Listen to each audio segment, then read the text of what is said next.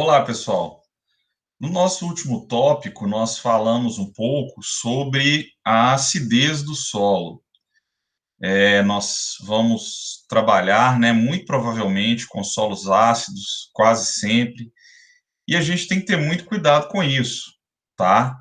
Em solo ácido, a planta não produz, a raiz principalmente vai sofrer muito por causa da presença do alumínio, de outros elementos tóxicos, e a planta não vai se desenvolver. Nesse módulo que a gente começa agora, nós vamos falar um pouco mais sobre fertilidade do solo. E, considerando que nós já corrigimos o problema de acidez, agora nós vamos começar a pensar na nossa adubação, tá bom? Eu vou compartilhar aqui a apresentação, só um segundo.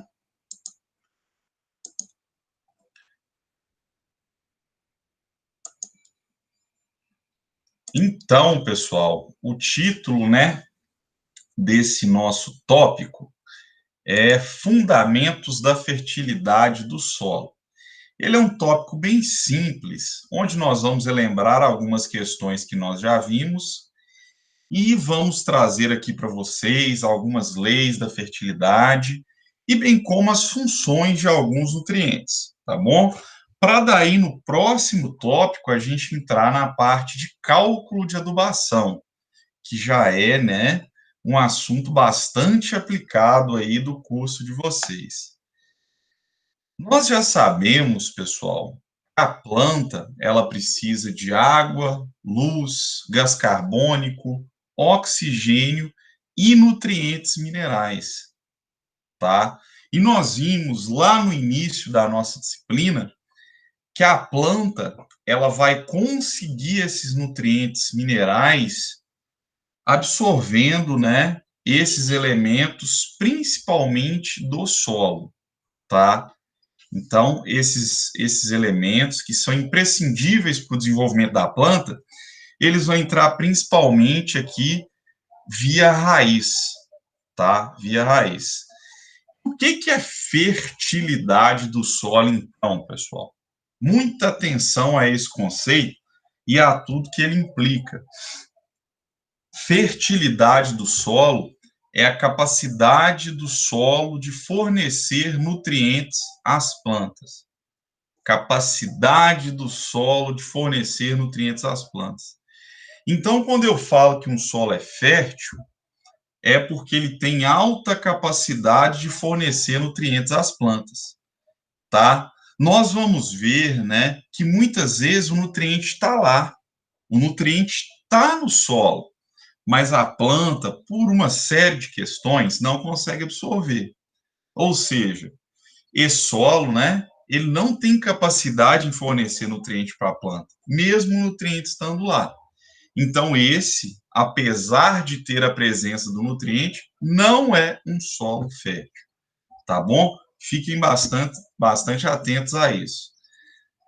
E aqui nós temos, né, lá, esses nutrientes, assim como a água, vão ser absorvidos principalmente pelas raízes.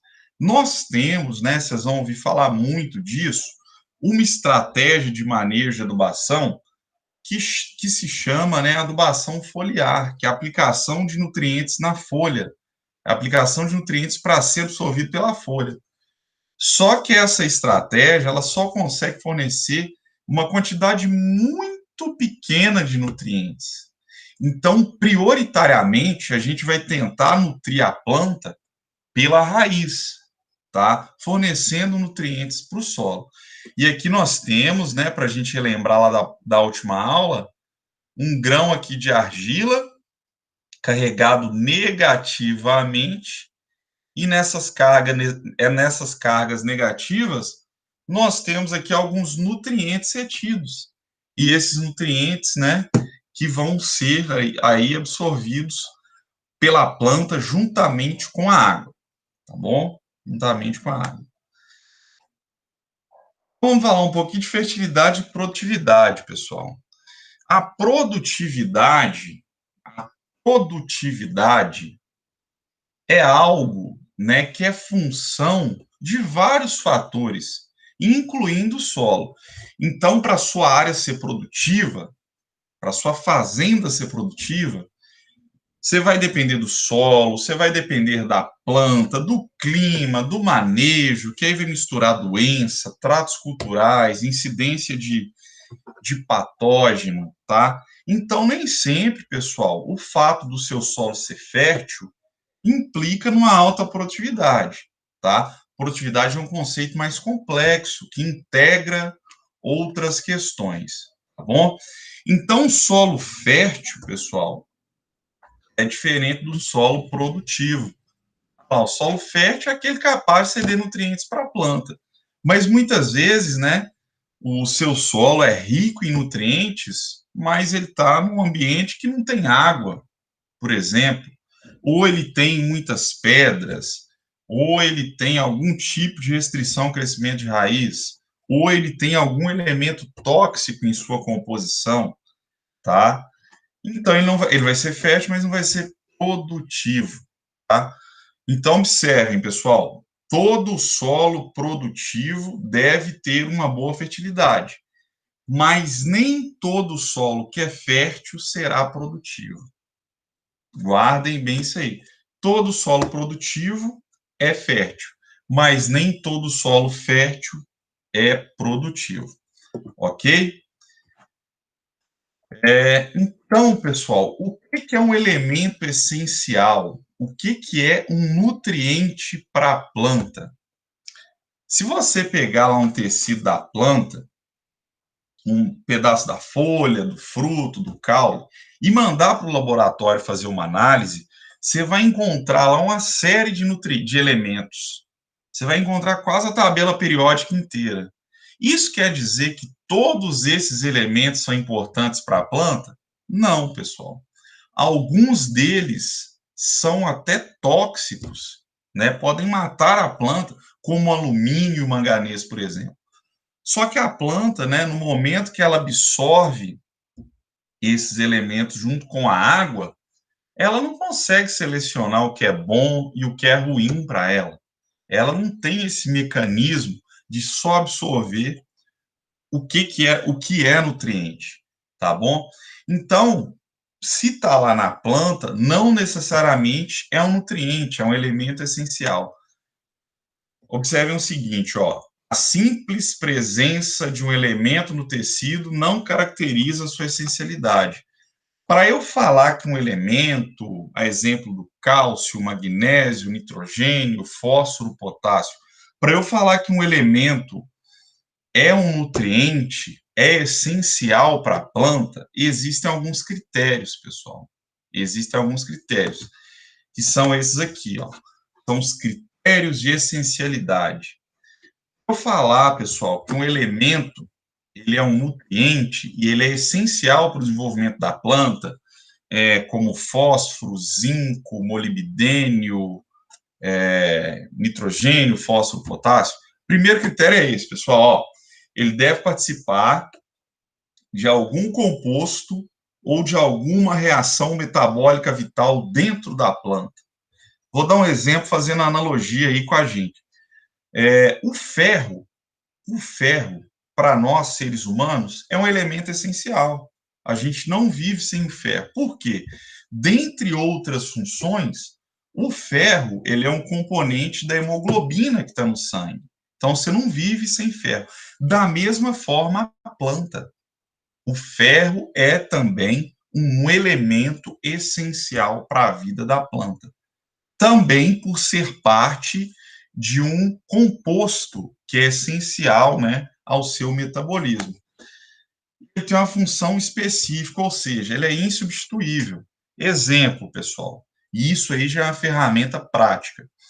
Se a sua planta ela está deficiente em potássio, se a sua planta está deficiente em potássio, não adianta você fornecer cálcio para ela.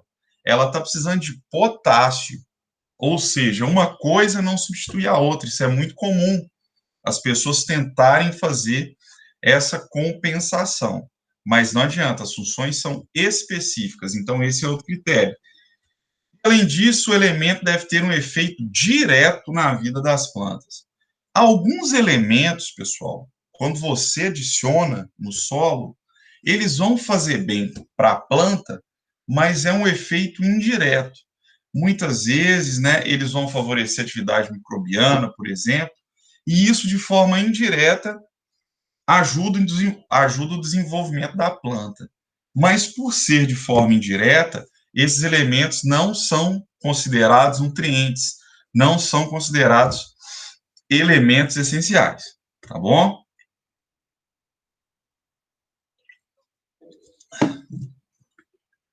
Olha lá, pessoal, ó, quando a gente pega uma folha e analisa, a gente vai encontrar aquilo ali tudo, ó, carbono, oxigênio, hidrogênio. O carbono, o oxigênio e o hidrogênio, a gente não vai ficar falando aqui, pessoal, por quê? Carbono, como nós já sabemos, a planta ela obtém pelo processo de fotossíntese, tá? Ela obtém pelo processo de fotossíntese.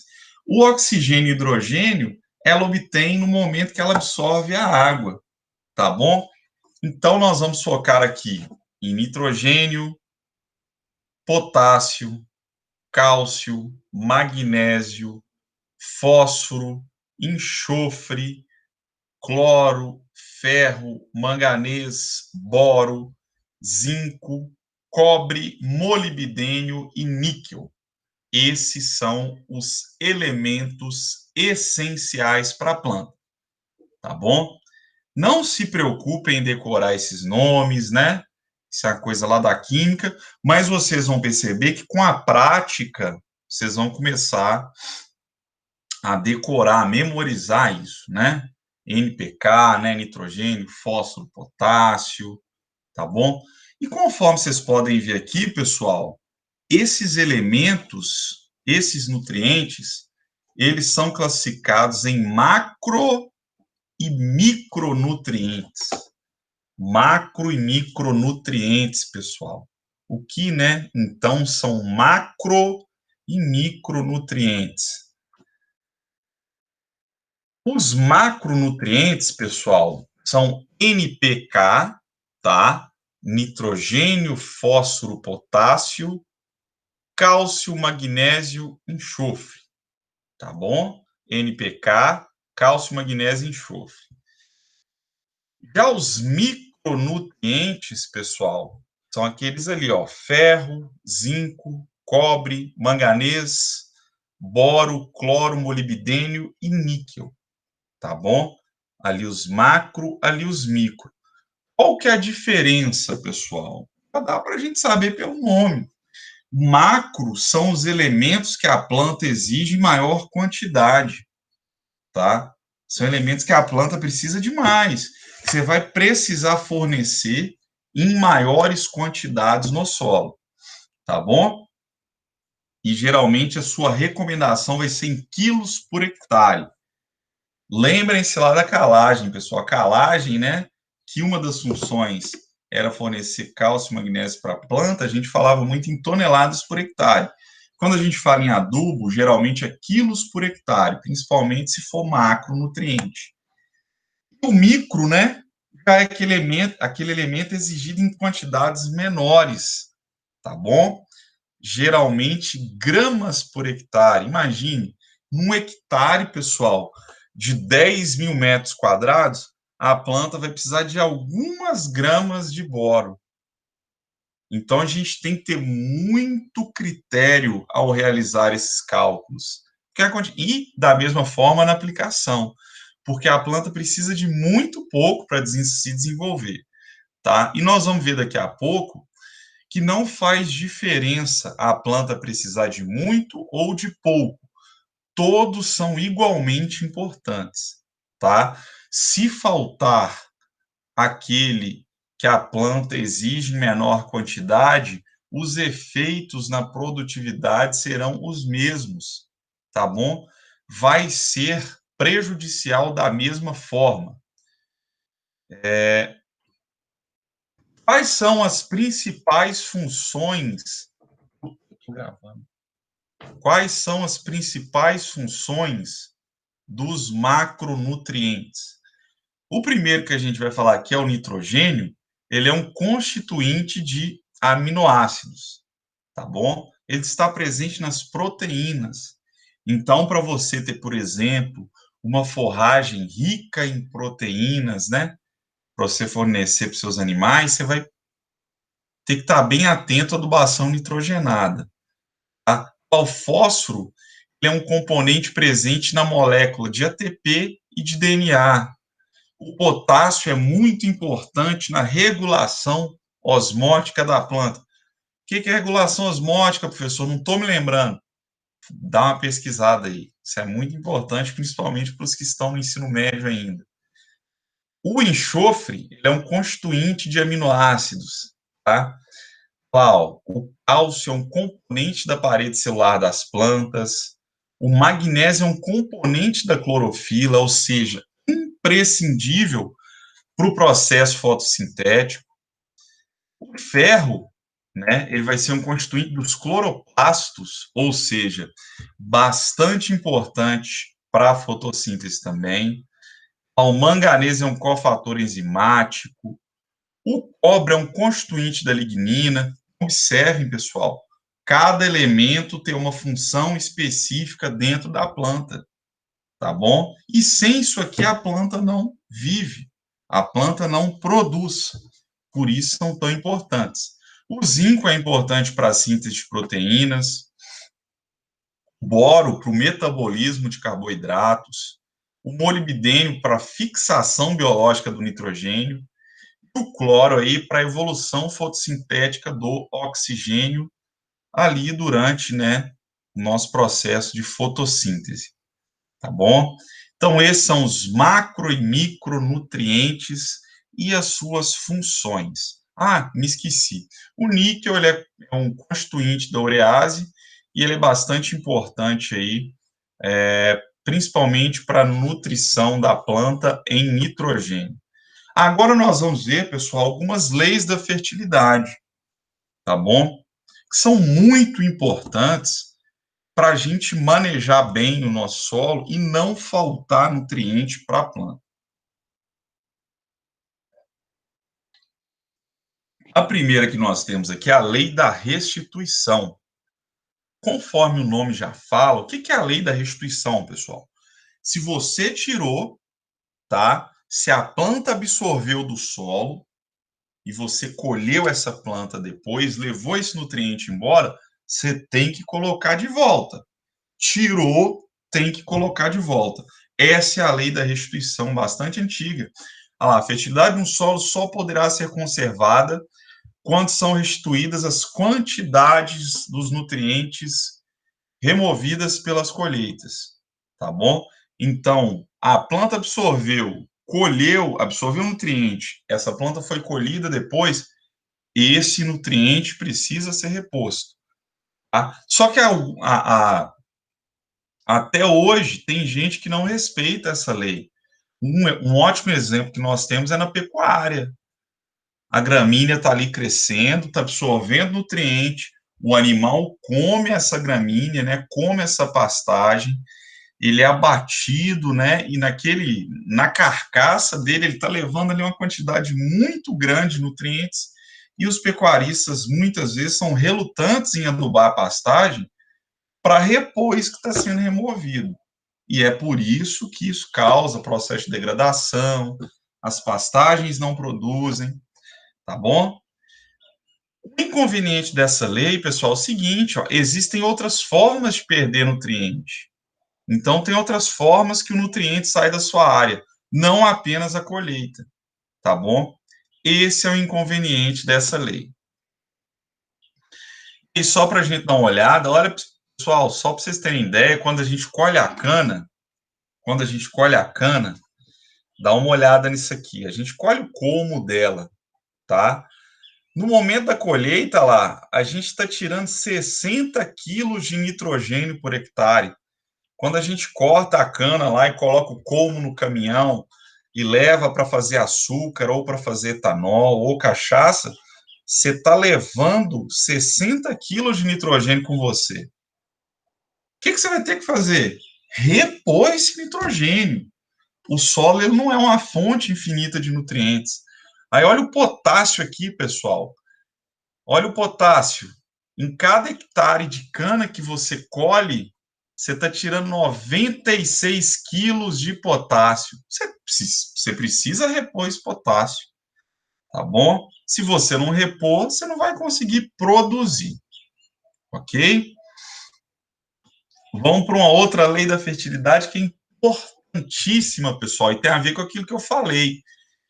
Todo nutriente é importante, tá?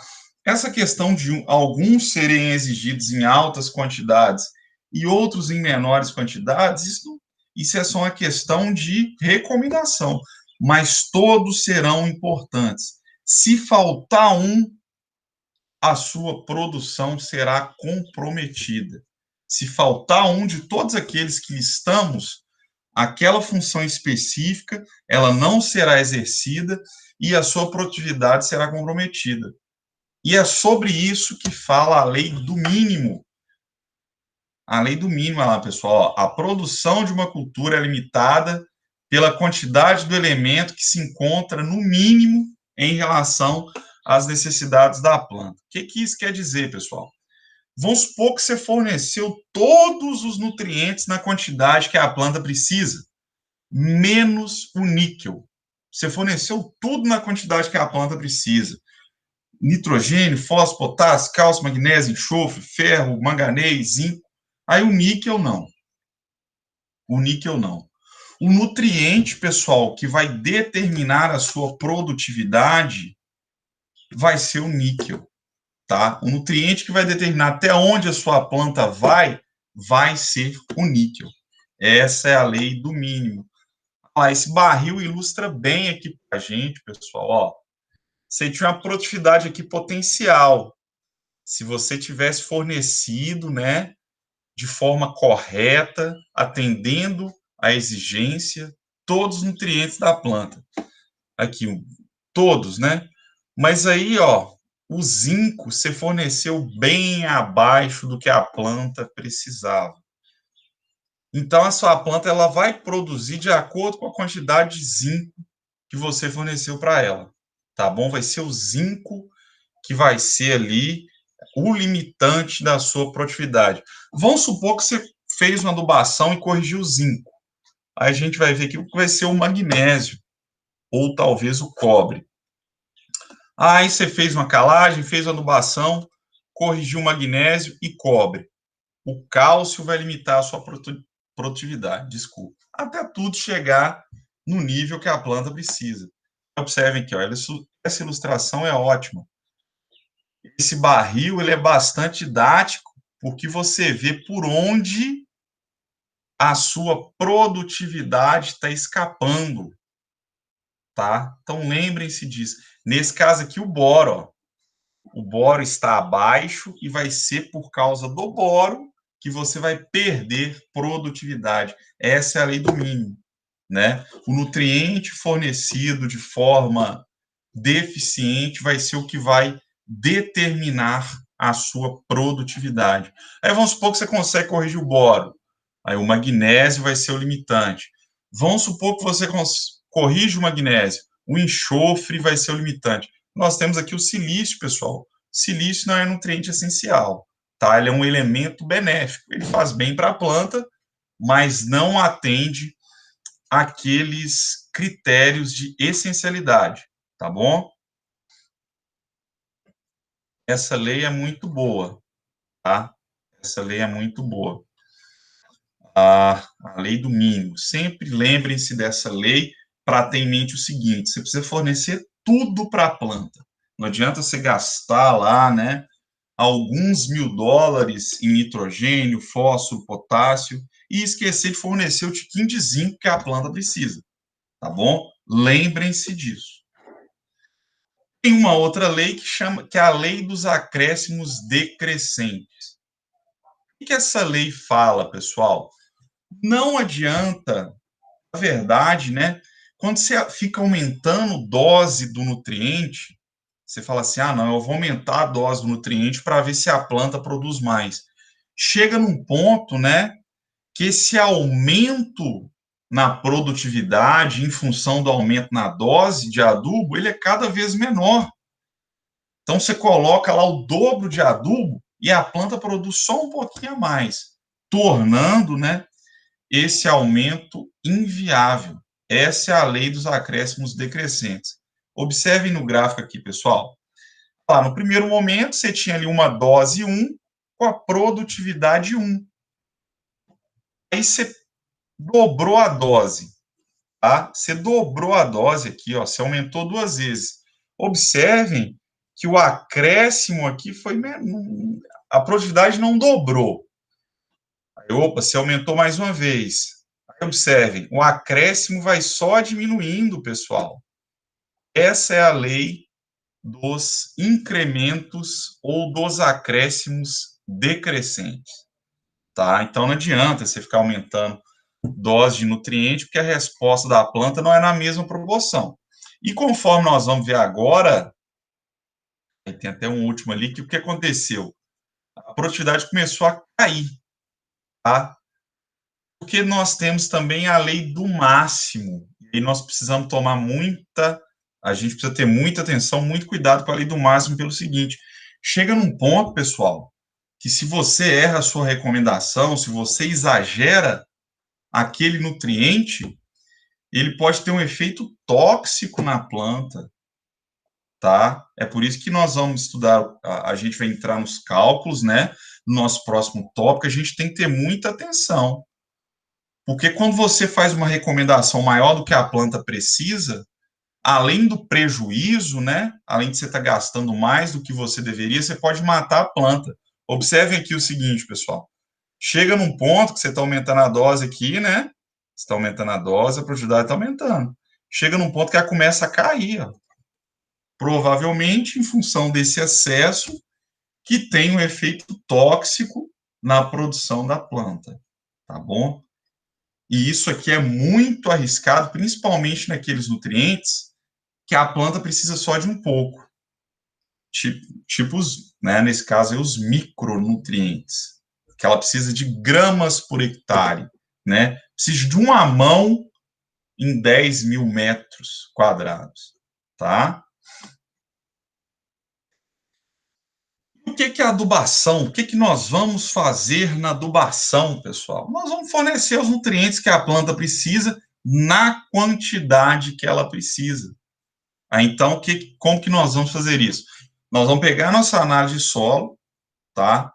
Vamos supor, a gente sabe que a soja precisa de 120 quilos de potássio por hectare. Nós vamos pegar a nossa análise de solo e vamos ver o quanto de potássio tem no nosso solo e o quanto nós precisamos fornecer para que a soja consiga, né, os seus 120 quilos que ela precisa. Isso é a adubação, tá bom? Nós vamos fornecer ao solo os nutrientes que a planta precisa.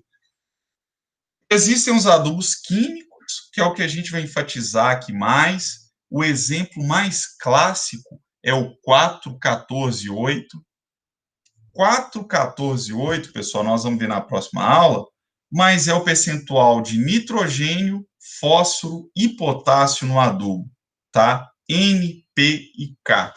Isso quer dizer que ele tem 4% de N, 14% de fósforo e 8% de potássio, tá bom? Mas nós vamos aprofundar mais sobre isso na próxima aula. Existem também adubos orgânicos, um exemplo aqui é o esterco de galinha, que é muito rico em nutrientes. Deem uma olhada aí, pessoal. E era isso, tá? Então, estudem com bastante atenção, assistam a aula mais uma vez, se for necessário, leiam o material, tá? Para que vocês se preparem para o próximo tópico, onde nós vamos falar sobre as recomendações de adubação NPK, tá? Era só. Muito obrigado, pessoal.